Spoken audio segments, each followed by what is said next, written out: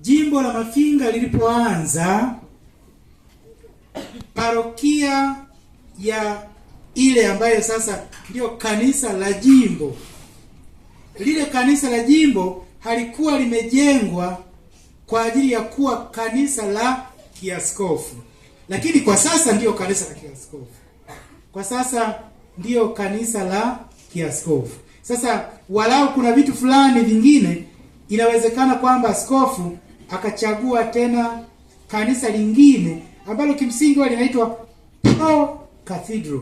Kama wengine Dar es Salaam, mnajua huko Pugu linajengwa kanisa la kiaskofu lakini linaitwa Pro Cathedral au wanaita Co Cathedrale.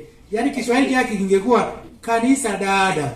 Yaani askofu anakuwa na uhuru wa kuadhimisha masuala makubwa hayo ya kijimbo au kwenye kanisa lile au kanisa hili. Sasa akatupendelea sisi wana Kinyanambo kwamba ninyi wa Kinyanambo ndio mjenge kanisa licha ya kwamba ni la parokia lakini pia ni la kiaskofu. Sawa jamani?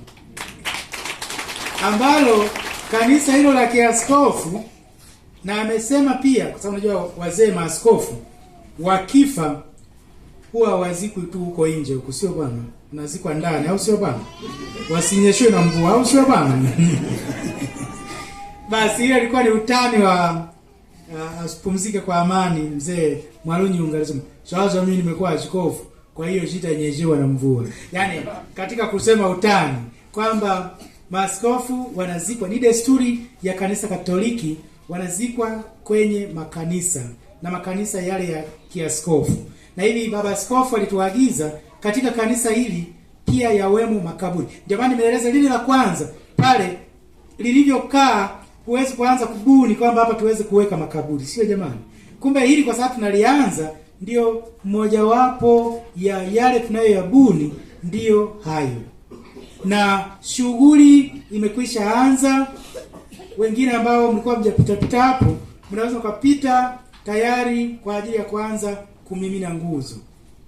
Hili nalo kwa vile mzee Mwipopo ni muamini wetu mwana Kinyanambo, si au sio? Lazima lisemwe au sio bwana? Karibu sana. Alo, unapata upendeleo wewe mzee Mwipopo. Utusalimie.